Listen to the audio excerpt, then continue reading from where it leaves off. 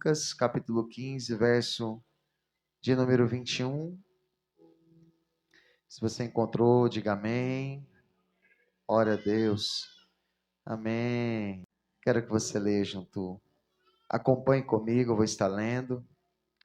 Está escrito assim a palavra do Senhor Jesus. E o filho disse: Pai, pequei contra o céu e perante ti, e já não sou digno de ser chamado teu filho.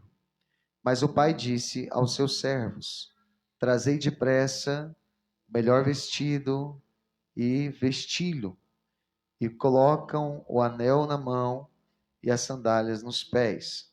Tragam também um bezerro cevado, matam, para que possamos comer e nos alegremos. Porque meu filho estava morto e reviveu, tinha se perdido e foi achado. E começaram a alegrar-se. Esse texto, ele é muito conhecido, de fato é, mas ele também pode nos trazer verdades incontestáveis. Quando nós olhamos alguns anos atrás, no Japão, quando as pessoas estavam sendo alarmadas por conta do mar ter sido recuado, elas já sabiam que haveria um tsunami. E as pessoas, no Japão, elas têm o costume de subir para lugares mais altos. E havia alguns homens que estavam trabalhando no terraço de uma empresa. E ali, quando tocou o alarme, alguns homens que estavam trabalhando logo correram para cima. E todos tinham que não sair daquele trajeto, eles tinham que subir. Só que no decorrer do trajeto ali, teve um pai que se lembrou que a sua esposa estava trabalhando em outra cidade e se lembrou também que a sua filha estava na escola. E ele estava de moto, então, de uma forma ali, sem fazer barulho, ele volta as escadas. E ele sabia que o tsunami era iminente. E ele volta correndo, pega a moto, vai até a escola de sua filha. Lá ele percebe que os mais idosos eram colocados no terceiro andar e as crianças eram colocadas no quarto andar. E quando ele chega ali, apenas os monitores estavam com os alunos, só que ele não podia ficar ali. Ele tinha que ficar um pouco mais abaixo dos idosos. Tinha as pessoas mais novas, tinha os idosos, depois tinha as crianças. E ele insistiu para ficar com a filha, e aí as pessoas falaram assim: ou você desce, ou a sua filha precisa ir com você. E ele pega a filha e sai com ela, vai em busca da esposa, e ele consegue ter êxito no trajeto dele. E naquele tsunami morreram muitas pessoas. E a gente sabe que já aconteceu tsunamis no Tahiti, entre outros lugares, e devastou aquela região.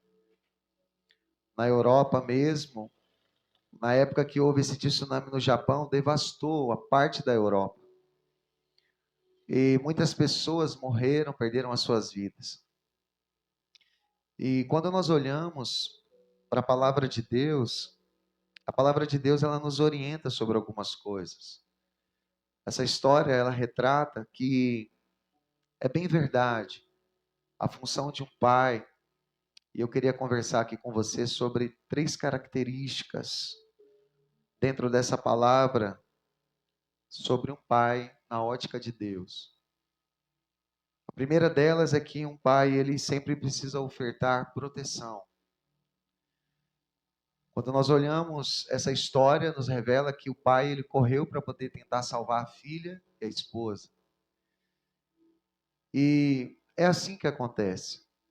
O pai, ele sempre tenta ofertar proteção, sempre tenta ofertar aos filhos o melhor, guardá-los. daquilo que é o perigo iminente, as coisas deste mundo, as situações complicadas, as amizades erradas. O pai muitas vezes aconselha, o pai muitas vezes ele direciona, e sempre vai ser a função do pai, porque a criança, quando ela nasce, ela ainda está sendo construída na sua identidade. Nós, muitas vezes, como filhos de Deus, o Senhor, Ele nos orienta. E nós, como pais também, nós, na construção da identidade dos nossos filhos, nós vamos orientando, até que eles cheguem a uma certa idade, possam ter as suas próprias escolhas. Mas até que chegue essa idade, é uma contínua. Nós vamos estar sempre instruindo, para que a gente possa ofertar essa proteção. Na casa do filho pródigo, não faltava essa proteção. Ele tinha de tudo. Se você for parar para analisar, além de proteção, havia uma excelência no que era feito. Porque era uma fazenda. Pode ter certeza que aquele filho, ele não poderia sentir falta de nada para sentir o desejo de querer conhecer da porteira para fora, de querer sair daquele ambiente. Tudo ali era suficiente para a vida daquele filho pródigo. E o pai dava tudo para ele, porque muitas vezes não tem a ver só com uma questão monetária, tem a ver com amor, tem a ver com atenção, tem a ver com diálogo, tem a ver com carinho, tem a ver com uma conversa, perdão, reconciliação, renúncia. Muitas vezes tem a ver com tudo isso. E eu tenho certeza que naquela casa não faltava isso. Aquele pai tinha tudo para oferecer àquele filho. E com toda a excelência que era necessária, com certeza aquele filho era bem atendido. Quando nós olhamos a palavra de Deus, ela nos mostra, através desse texto, que, claro, ele tinha do bom e do melhor também. Havia muitos empregados ali. Havia vários trabalhadores que estavam à disposição dele. O pai tinha uma preocupação em dar o melhor para a sua família. O pai estava sempre atento. Havia aquela preocupação.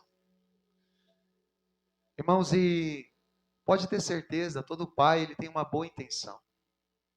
Você que é pai, você está aqui, você sabe disso. Se acontece alguma coisa errada no meio do caminho, muitas vezes é 1 em 1.000.000. O pai ele não coloca um filho no mundo querendo errar com o filho. Sempre ele coloca um filho no mundo querendo fazer o melhor, querendo mostrar para o filho que ele é o herói daquele filho, querendo realmente dar àquele filho tudo que está ao seu alcance. Todo pai quer fazer o seu melhor. Muitas vezes ele acerta e muitas vezes ele erra tentando acertar. É assim ou não é? Assim é um pai.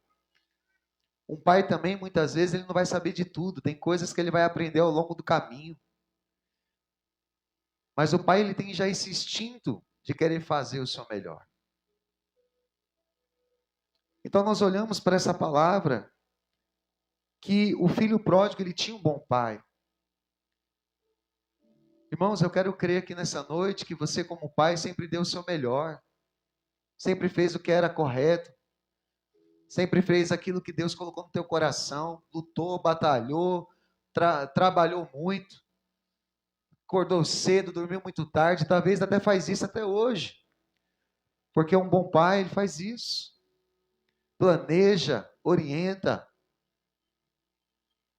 Leva na escola. Vê os primeiros passos, as primeiras palavras. Pega no colo, aconselha, dá carinho. Todo pai sempre quer o melhor. E quando nós olhamos esse texto, ainda que tudo seja feito com a maior excelência, você pode perceber que Tem coisas que fogem do controle. Porque toda família tem as suas problemáticas. Toda família tem os seus porquês. Toda família tem as suas indiferenças. Tem os seus enroscos e tem os seus ajustes. Irmãos, todas as famílias não são perfeitas. Se tiver alguma família perfeita aqui, me aponte uma. Família já diz tudo. É família, é convivência. As pessoas estão sempre juntas, estão ali todos os dias, conhecem os defeitos e as qualidades, e a tendência é aflorar mais os defeitos. Ainda que sejam feitos tudo com excelência, mas na família as coisas são tudo à flor da pele. Os sentimentos são à flor da pele, mas também os rancores são à flor da pele. Muitas vezes o ódio é à flor da pele. Muitas vezes as coisas que acontecem, as máximas, sejam positivas ou negativas, é à flor da pele. Por que você acha que as maiores decepções e as maiores alegrias são na família? Porque é convivência, é dia a dia, e ninguém está livre disso. Você que convive em família, você sabe que é assim. Então a família, ela não é perfeita. Ainda que tudo que nós venhamos fazer seja ofertado proteção, seja ofertado excelência. Esse filho, ele nasceu numa boa família. Aquele pai era um bom pai, compassivo, amoroso. Era um pai que se doava, era um pai que amava, era um pai que cuidava. Irmãos, e mesmo assim, houve um desejo no coração daquele filho em não querer mais estar naquele ambiente. Em não querer mais estar, mas nem por isso o pai, ele deixou de amar aquele filho. Você sabe o que acontece hoje? Nós confundimos muito o amor em fazer aquilo que a pessoa quer. Eu posso amar 100% e discordar da pessoa 100%. Eu te amo, mas eu não concordo com você. Eu te amo, mas eu não aceito o que você está fazendo. Nós podemos amar 100% e discordar 100% da pessoa. Só que hoje o amor, ele está muito confuso. Você sabe o que acontece? Por que uma criança, ela acha que você ama ela quando você dá presente? Porque ela está entendendo que o fato de você dar um presente é porque você a ama. E é normal. Leva um pirulito, leva um salgadinho, leva um presente. A criança vai falar assim, ai, eu te amo. Ai, papai, eu te amo. Porque ela foi agradada, ela recebeu um presente. E quem é que não gosta de ser agradado, gente? Quem é que não gosta de ganhar presente? Todo mundo gosta, gosta ou não gosta? Só que chega uma certa idade da nossa vida que nós crescemos, amadurecemos, mas as pessoas ainda continuam querendo ser tratadas como se presente fosse sinal de amor. E tem coisas que valem muito mais que presentes. Nós precisamos entender que o amor, ele está acima de um presente. O amor, ele está acima pelo simples fato de você ofertar a alguém um momento de prazer. Seja levar para sair, seja estar numa praia, seja você estar com a pessoa num momento ali de entretenimento. Dentro de uma família, o verdadeiro amor, ele suporta todos os obstáculos. O amor, ele quebra todas as barreiras. O amor, como Paulo disse à igreja de Coríntios, quando você lê a primeira carta aos Coríntios, capítulo 13, ele fala assim, o amor tudo crê, tudo espera, tudo suporta. O verdadeiro amor, quando eu cresço, quando eu amadureço, ele suporta todas as coisas. Quando nós estamos ali no início de um relacionamento, o fogo da paixão queima. As pessoas muitas vezes, elas passam por cima de ordem de pai, de mãe, nós não já fizemos isso? Quando namorávamos, quando ia para casa da namorada, muitas vezes os nãos não existiam. Porque é o fogo da paixão. Eu faço por amor, eu estou apaixonado. A paixão é inconsequente. Só que o amor não. O amor, a Bíblia diz, tudo espera, tudo crê, tudo suporta. O amor, ele traz limites. Então nós não podemos confundir o amor com troca de presentes. Só fazer o que é bom para mim. O amor muitas vezes vai dizer não. O amor muitas vezes não vai concordar com você. O amor muitas vezes não vai dar vazão para aquilo que é errado. E o pai e uma mãe, eles sabem muitas vezes o que é o amor, porque já passou por aquilo. E o pai e uma mãe também, que eu também não vou aqui só puxar a sardinha para o pai e para a mãe, o pai e a mãe também precisam entender muitas vezes que ele não pode suscitar ira no seu filho, que ele não pode deixar de se compadecer dos seus filhos. Um pai e uma mãe, ele também precisa entender que tem que amar os seus filhos a ponto de também aprender a pedir o perdão. Isso é humildade, hombridade, porque famílias, elas têm problemas. Famílias, elas não são perfeitas. Mas quando você decide amar alguém, quando você diz assim, eu amo, você está querendo dizer assim, eu vou suportar, eu vou esperar, eu vou crer, tudo crê, tudo espera, tudo suporta. Agora restam essas três coisas: a fé, a esperança e o amor. Porém, o maior destes é o amor, ele suporta tudo. O relacionamento familiar, ele precisa passar por processos onde ele vai amadurecer. Agora nós não podemos mais olhar para as circunstâncias e achar que está tudo acabado, e achar que não tem mais jeito. Quando nós olhamos a excelência daquele pai, quando nós olhamos a proteção daquele pai, nós olhamos também a paciência que ele teve. Porque, irmãos, pensa comigo. A Bíblia diz que aquele filho, ele chega para o pai e fala assim, ó, dá a minha herança, que eu vou viver a minha vida. Vai ter momentos que mesmo você tendo ofertado todo o amor, todo o carinho, toda a dedicação, o filho vai chegar para você e vai falar assim, agora eu vou viver a minha vida. E nós vamos ter que ter maturidade para entender esse processo, esse momento. E nós vamos ter que esperar continuamente ali à beira da porta de casa, porque ele aprendeu os princípios e sobre o amor. O pai do filho pródigo ensinou sobre o amor àquele filho. Você sabe o que aconteceu com ele? Ele saiu de casa. Ele gastou tudo que ele tinha. Dissolutamente, a Bíblia diz. Ele pegou todos os seus recursos, ele pegou todas as riquezas, uma vida inteira de um pai. Metade ali praticamente. Um terço. Que eram 2 filhos. Ele pegou ali, vamos colocar aí praticamente a metade. E aquele filho, ele gastou dissolutamente. Quanto tempo foi investido, quanto amor foi investido, quantos recursos foram investidos.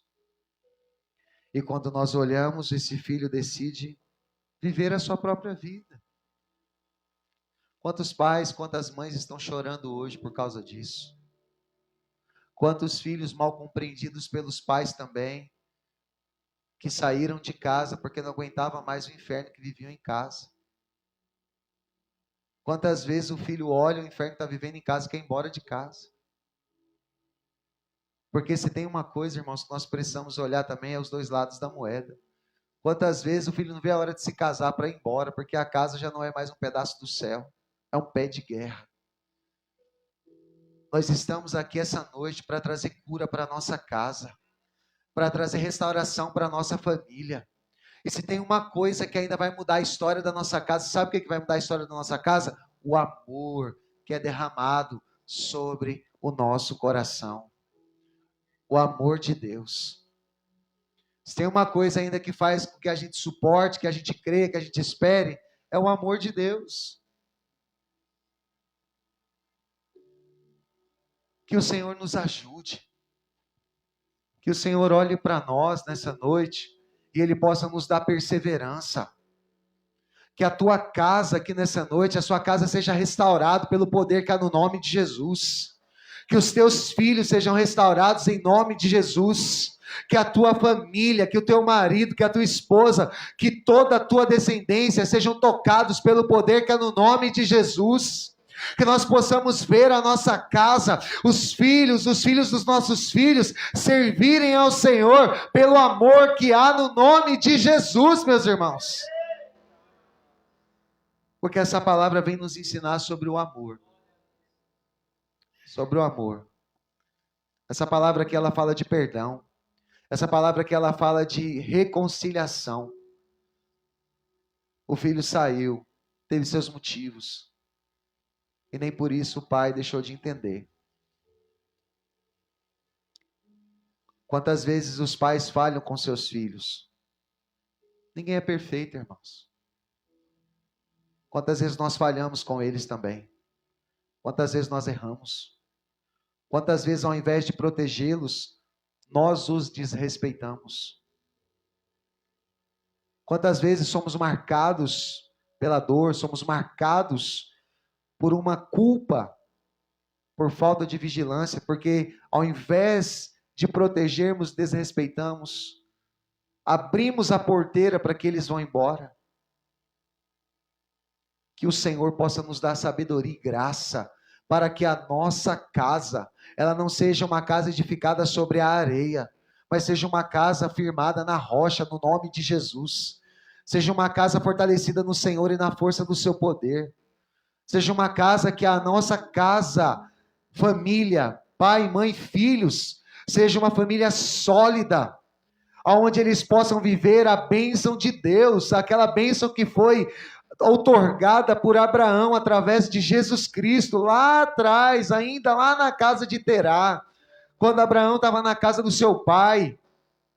Aí Deus faz promessas para ele, vai para uma terra. E aí depois Deus volta a falar com Abraão e fala para ele: Abraão, eu sei que você está aí nessa limitação. Quantas vezes, irmãos? Quantas vezes nós nos esquecemos da promessa de Deus? Nós ficamos ali limitados a uma tenda, e muitas vezes o Senhor tem que nos chamar para fora de novo e fala assim: olha para o céu, conta as estrelas, se é que você pode contar.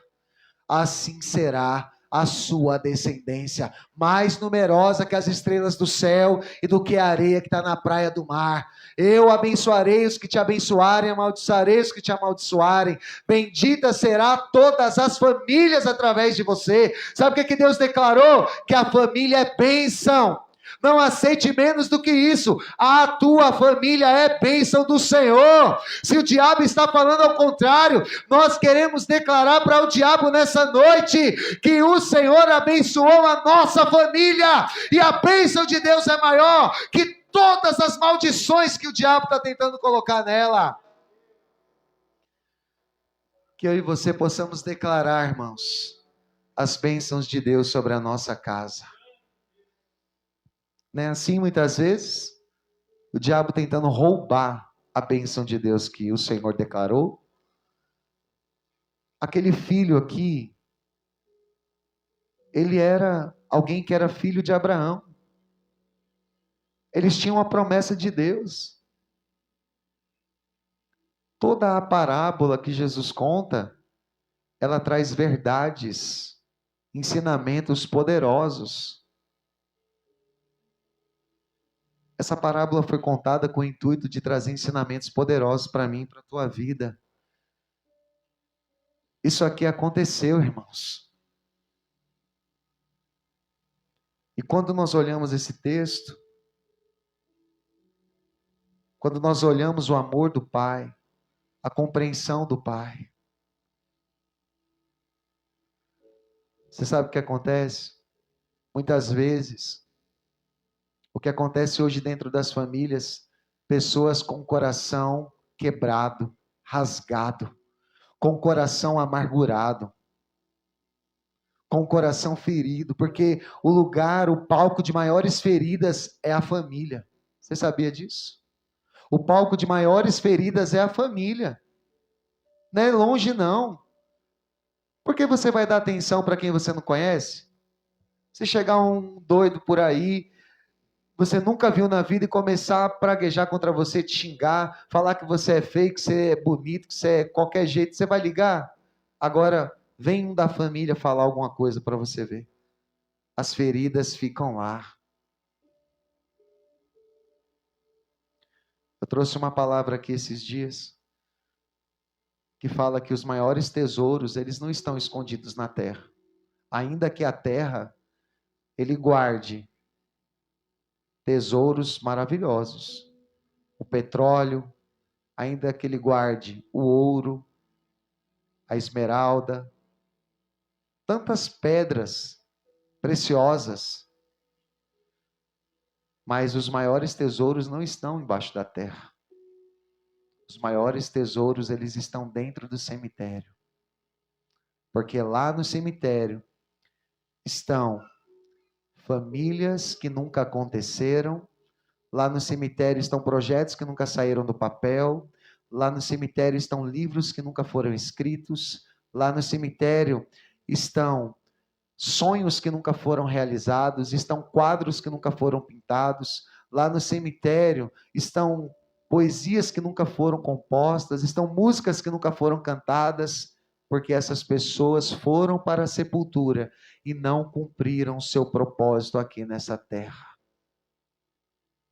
E Deus nos deu a oportunidade de estarmos aqui, habitando em família.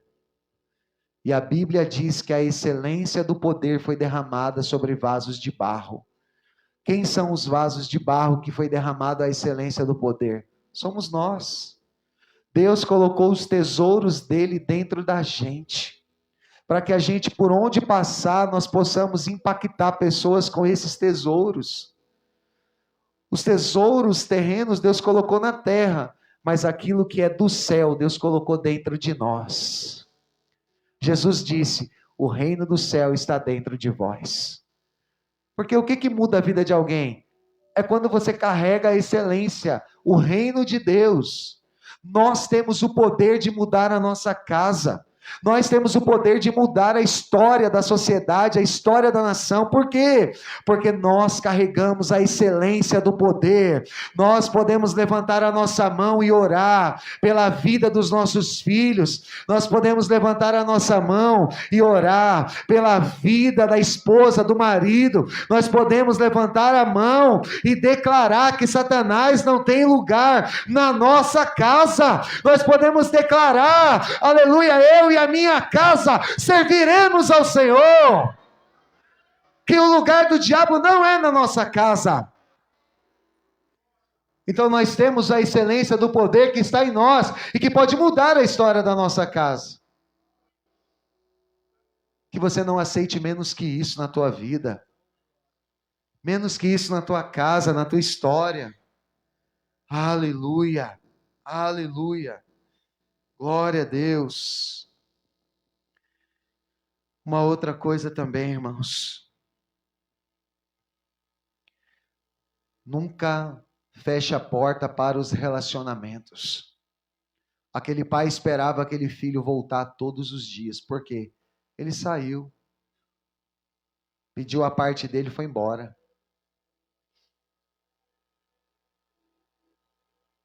Deus tem ministrado muito ao coração da gente como pai. Nunca fechar a porta para os relacionamentos. Você sabe o que acontece quando nós somos feridos na nossa alma? A vontade que dá é de ferir também. Mas nós somos cristãos. Mas nós temos o amor de Deus. Você pode corrigir com amor, mas continuar insistindo, porque Deus nunca desistiu de nós. Nós não podemos desistir dos nossos filhos. E nem os filhos desistir dos pais.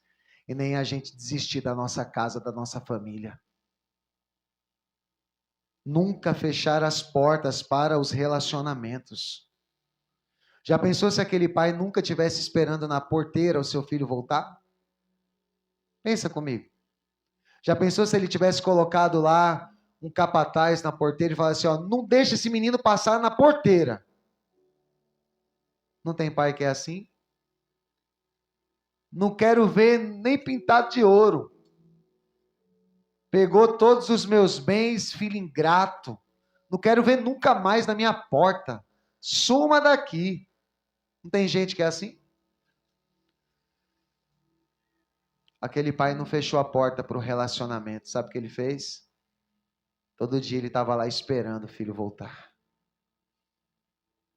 Você sabe o que Deus espera da gente? Todos os dias nós também precisamos estar de braços abertos para os relacionamentos com a nossa casa, a nossa família, os nossos filhos.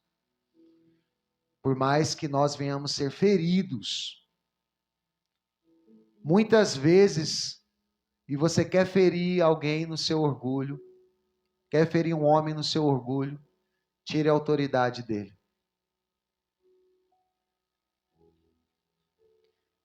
Vou abrir um parênteses aqui. Eu preciso falar isso. Desde a época em que as mulheres começaram a lutar pelo feminismo, eu não vou falar aqui de machismo, espero que vocês me entendam. Desde a época que as mulheres começaram a lutar pelo feminismo, o homem tem perdido a sua autoridade. Não é porque ele é banana, não. É porque muitas mulheres hoje querem tomar o papel do marido. É porque muitas mulheres não sabem mais o seu lugar. Quer gritar, quer falar mais alto, quer bater na mesa, quer falar mais, quer falar, quem manda aqui sou eu. Não abaixo minha cabeça para homem nenhum. E você sabe o que acontece? Os valores estão invertidos. As mulheres não querem se casar. As mulheres não sabem lavar uma roupa, não sabem lavar uma louça, não sabem arrumar uma casa. Sabe por quê? Porque não estão vendo o papel no seu devido lugar. Não estou dizendo aqui que é proibida a mulher trabalhar, não. A mulher precisa trabalhar, quer trabalhar, ajudar em casa, ajude. Quer ajudar, o marido ajude. Agora entenda, a Bíblia diz que ela é auxiliadora idônea, capaz. Mas ainda a liderança, a autoridade está nas mãos do marido. Quantas mulheres têm perdido as suas casas por falta de sabedoria? Quantas mulheres têm perdido a sua família por falta de sabedoria? O pai dá uma ordem, a mãe vai lá e tira a autoridade do marido. Faz isso aqui, não quero que você faça isso desse jeito. A mãe vai lá e fala ao contrário para a criança. Olha, é assim que eu quero que seja feito, desse jeito, desse jeito. O pai fala com o menino, fala com a menina, a mãe está atrás, falando que não é assim não. Não espera nem chegar ali, depois, no secreto, fala assim, ó, eu deixei você falar, mas não faz assim não. Já fala na cara e tira toda a autoridade do marido em casa. Então, irmãs, vigiem. Porque muitas vezes tira a autoridade do marido em casa. Não tem aquela doçura, não tem aquela submissão, não tem aquele respeito. E a gente precisa mudar isso. A Bíblia diz que as mulheres santas, pela sua santificação, elas santificam seus maridos. Pela vossa maneira de se comportar, pela sua maneira de se dar, de se doar, pela sua forma de falar. Pedro escreve isso e fala, as mulheres santas, elas vão santificar os seus maridos. E também muitos maridos autoritários, que acham que a mulher é um capacho, acham que a mulher é uma escrava, acham que a mulher é um objeto, e não honra, não valoriza. Muitas vezes acha que a mulher só está ali para ele usar ela e acabou. A mulher precisa ser amada, valorizada, respeitada, querida. Os valores estão invertidos. Muitos maridos que acham que só tem que colocar comida na mesa. mas acha que não precisa ajudar em casa, que não tem que ir lá ajudar a fazer uma faxininha, que acha que não tem que ir lá ajudar a varrer uma casa, um quintal, lavar um banheiro, cuidar dos filhos. Muito homem machista. Acha que limpar a casa é coisa de mulher. Vai fazer serviço numa casa para você ver. Já fez? Do lar, meu irmão, eu acho que o serviço que mais é dolorido é o serviço do lar. Nunca acaba, todo dia tem. Tem ou não tem, irmãs? Todo dia tem.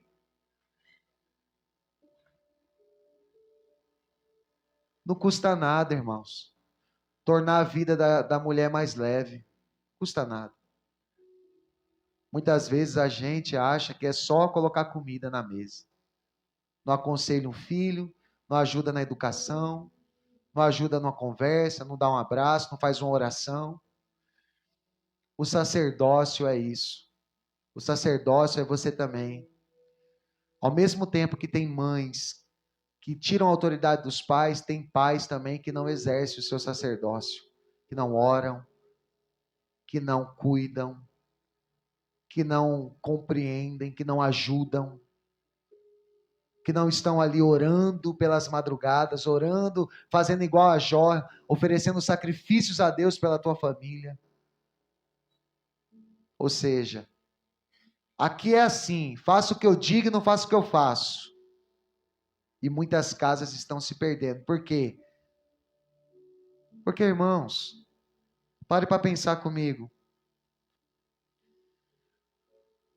Hoje, quem é que muitas vezes não concordou com o posicionamento do pai, da mãe, só que com o passar dos anos, já casado, você se vê tendo o mesmo comportamento do seu pai e da sua mãe? Porque você conviveu, porque você estava ali, você copiou os trejeitos do seu pai e da sua mãe, porque você diariamente via eles fazendo aquilo. Não adianta o pai e a mãe falar assim, ó, não faço o que eu digo, não faço o que eu faço. Não adianta. Às vezes a pessoa fala assim, eu não quero que você fale mal de ninguém, mas aí a criança vê o pai falando mal e a mãe falando mal de todo mundo. O que a criança vai aprender a fazer? Fuxico. Eu não quero que você fume, mas o que a criança vê? O pai e a mãe dando umas pitadas. O que ela vai fazer? Vai pitar também. Eu não quero que você beba. Aí o pai está lá, todo dia compra uma cervejinha, compra um vinho, compra alguma coisa. Aí a criança fala, oxe, pai, fala para não beber, mas todo dia ele está bebendo. Ela pode não falar, que tem medo de levar um tapão, um tabefe, mas que ele vai pensar, vai. Vai ou não vai? Vai pensar. E pode ter certeza, a mente da criança vai crescer totalmente deturpada, sem entender o que ela está fazendo. Deus colocou Adão no Éden e disse para ele, domine sobre todos os répteis, sobre todos os peixes, domine sobre todas as coisas da terra. Tem muita gente sendo dominado por uma planta, pela vide, pelo suco da uva, pelo álcool. Tem muita gente sendo dominado pelo tabaco, uma planta. Deus mandou a gente dominar sobre essas coisas. Tem muita gente sendo dominado pela coca. O maior problema hoje é o tráfico. Cocaína para o exterior, dentro do Brasil, é uma planta. Hoje querem liberar a maconha, legalizar o uso das drogas. As pessoas não entendem que Deus disse lá atrás, dominai. Sabe o que Deus quer dizer para mim e para você? Que nós temos que ter o controle. Nós vamos dominar essas coisas em nome de Jesus. Amém? Nós vamos dominar. E tem muita gente sendo dominado por isso. Tem muita gente sendo dominada. Mas a vontade de Deus é que eu e você venhamos dominar. Então, vou fechar aqui esse parênteses e que eu e você venhamos entender que é 2 pesos e 2 medidas. A mãe que quer tomar o lugar do pai e o pai muitas vezes não cumpre o seu papel. E o que acontece na família? A família cresce desajustada. Os filhos crescem longe da presença de Deus. Tá, pastor, mas eu fiz tudo certinho, como manda a cartilha, mas os meus filhos estão tudo longe de Deus. Você ensinou? Você fez o que a Bíblia diz? Colocando, atando no pescoço, andando pelo caminho, no sentado à mesa. Você ensinou? A Bíblia diz, ensina a criança o caminho que ela deve andar, para quando ela crescer não venha se desviar dele. Você está ensinando? Tem uma fase da vida delas e deles que as escolhas são deles e são delas. Cada um vai dar conta da sua vida para Deus, meu amigo. Você não ensinou? Cada um vai dar conta da sua vida. Sua parte você fez. Mas ainda eu creio naquilo que diz a Bíblia. O filho que foi embora porque o pai estava com a porteira aberta, estava aberta aos relacionamentos, o que aconteceu com ele? Ele voltou. Essas coisas acontecem. E quando o filho voltou, o que aconteceu? A Bíblia diz, o verso que nós lemos aqui. Quando eles se encontraram. Verso 20 fala assim. Na verdade, quando você lê uns versos atrás, ele diz assim, né? O verso de número 17. E caindo em si, ele disse, quantos trabalhadores ou jornaleiros de meu pai têm abundância de pão e eu aqui estou perecendo de fome. Eu vou me levantar e eu vou ter com o meu pai e vou lhe pedir perdão e dizer para ele, pai, eu pequei contra o céu e diante de ti. Já não sou digno de ser chamado teu filho. Faz-me como um dos teus trabalhadores. Você sabe o que aconteceu por conta daquele pai ser um pai amoroso, atencioso, um pai que sempre estava ali insistindo, orando, acreditando? Meu irmão, se você fazer da sua casa um pedaço do céu, ainda que seus filhos vão embora, sabe o que vai acontecer? O primeiro lugar que eles vão voltar quando ele se arrepender é a tua casa. O primeiro lugar que ele vai se lembrar é da casa do pai. A casa do pai ainda tem abundância de pão. A casa do pai ainda é um lugar de bênção. Não tem melhor lugar do que a casa dos nossos pais. Na casa do pai, você abre geladeira, você deita na cama, você vai para a cozinha, você mexe lá no armário, você faz o que você quiser, porque você tem a liberdade. Ele estava comendo a comida dos porcos, ele se lembrou e falou assim, poxa, na casa do meu pai tem tanta coisa. Ele sempre cuidou de mim, ele sempre me deu do melhor, ele sempre fez tudo por mim, pagou meus estudos, me deu roupa, ele sempre ali não deixou faltar nada, pão na mesa, comida, me deu carinho, me deu amor. Por que eu fiz isso com meu pai? Eu vou me levantar e vou ir ter com meu pai. Eu profetizo aqui nessa noite que terão filhos que vai cair em si e voltarão para a casa do pai. E terão pais que vão cair em si também. E vão poder amar os seus filhos, se compadecer de seus filhos que ama. E poder dizer aos seus filhos, eu amo você. Você continua sendo o mais importante para a minha vida. Porque eu vou falar uma coisa para você.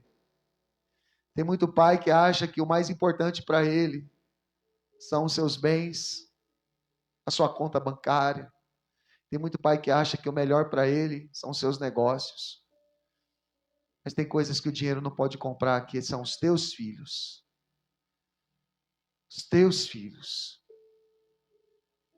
Irmãos, eu quero dizer uma coisa aqui. Quando eu digo isso, você sabe o que acontece com uma palavra dessa? Uma palavra dessa, ela primeiro passa pelo pregador, ela ministra o pregador e o pregador ministra a igreja. Irmãos, aprenda um princípio aqui. Toda palavra que é ministrada por alguém, ela passa primeiro por aquele que está ministrando. Quem esse pastor aí acha que é para estar pregando a palavra desse? Está acusando eu? Não. A palavra está falando primeiro com o pregador. Sabia? Se não falar com o pregador, irmão, então qual é o sentido da palavra estar pregando? Está sendo pregado? A palavra tem que falar com o pregador. Porque se eu não aplicar essa palavra na minha vida, eu vou estar sendo um hipócrita. E eu disse aqui, não adianta você apresentar um currículo para Deus. Você vai chegar com um currículo para Deus, sabe o que ele vai falar? Ah, Senhor, em teu nome eu profetizei, eu curei, eu fiz tanta coisa. Apartai de mim, vós que praticais a iniquidade. Eu nunca te conheci, nunca vos conheci. Currículo, hipocrisia. A palavra tem que fazer a mudança dentro de nós primeiro. Hoje é noite de restauração dentro das casas. Amém? O Senhor vai restaurar a sua casa. O Senhor vai restaurar a tua família. O Senhor vai restaurar o teu lar. O Senhor vai restaurar a tua família no nome de Jesus. No nome de Jesus. Você pode declarar assim comigo, fala assim comigo nessa noite. O Senhor está restaurando a proteção, a excelência e as portas nunca mais estarão fechadas para os relacionamentos em nome de Jesus. Deus está fazendo isso nessa noite. Que eu e você venhamos pegar a nossa parte. Por aquele filho ter entendido e por aquele pai ter um coração quebrantado, a família ela está sendo unida e restaurada novamente. Eu não sei como você chegou aqui. Talvez você chegou aqui quebrado, talvez você chegou aqui despedaçado, talvez você chegou aqui, pastor, só Deus sabe como eu cheguei aqui. Mas Deus te trouxe aqui para mudar a história da tua casa. Você sabe o que acontece com a gente? Quando a gente olha a palavra de Deus, muitas vezes Deus permite nós sermos feridos. Sabia disso? Pastor, é verdade isso? Me mostra. A Bíblia diz. A Bíblia diz que Deus ele permitiu que Nabucodonosor fosse dormir com os animais, para que ele pudesse aprender sobre a humildade. A Bíblia diz que Manassés, o Senhor colocou uma argola, como se coloca no focinho de um animal, para ele entender que Deus estava freando ele, porque ele estava sendo muito impulsivo. Deus parou Paulo no caminho de Damasco, para ele entender que dura coisa era recalcitrar contra os aguilhões. Deus estava dizendo para ele assim, ó, você não vai fazer o que você está indo fazer, porque eu sou aquele que vai parar você. Muitas vezes Deus nos fere para mudar a nossa vida. Você sabia disso? Deus permite. Tem coisas que Deus permitiu você passar para mudar você. Sabe por quê? Porque Ele não quer te perder. Deus não quer nos perder, irmãos. Sabe qual é a vontade de Deus? Salvar. A Bíblia diz que Ele veio buscar e salvar aquele que se havia perdido. Então Ele não quer nos perder. Deus joga uma rede, Ele não quer que ninguém se perca. Ele quer que todos nós venhamos chegar ao arrependimento e mudar as nossas vidas. Ele quer restaurar relacionamento de pai com filhos, ele quer restaurar relacionamento de filho com pai, ele quer restaurar famílias, ele quer restaurar casamentos, ele quer restaurar relacionamentos, ele quer restaurar lares, ele quer trazer de volta a alegria para dentro da casa, famílias que não estão mais tendo a alegria, o sabor de sentir a alegria de estar convivendo junto. Vocês estão só convivendo, não estão vivendo de uma forma abundante. É dia a dia. Amanhece, anoitece e é o mesmo ciclo, mas não tem propósito mais na família. Deus quer mudar isso em nome de Jesus. Amém? Deus quer mudar isso. Gostaria de orar pelas famílias aqui nessa noite. Nós estamos aqui em uma noite dos pais, que na verdade a palavra veio à família. Eu vou falar a verdade para você. Toda palavra que Deus nos dá é para que haja uma mudança de uma forma extraordinária na nossa vida. A vontade de Deus não é que nada venha se acabar e nem se quebrar. O maior patrimônio que existe é a família. Tem muitas coisas na família? Tem. Tem muitas coisas que precisam ser ajustadas na família? Tem. Mas tem coisa que é só com o óleo do Espírito Santo que você vai ajustar. Meu Deus, mas eu não consigo. Olha, é difícil, não tem nem conversa, não tem diálogo. Tem coisa que é só com o óleo do Espírito Santo. É oração. É você colocar o joelho no chão e falar, Deus, muda isso. Tem coisa que é com oração e com renúncia. Tem hora que dá vontade de você falar, você vai ter que se calar e muitas vezes você vai ter que deixar Deus te defender. A Bíblia diz, irmãos, que para você ganhar os seus, muitas vezes é só com testemunho, sem você abrir a sua boca. Porque não é pelo muito falar, é pela atitude.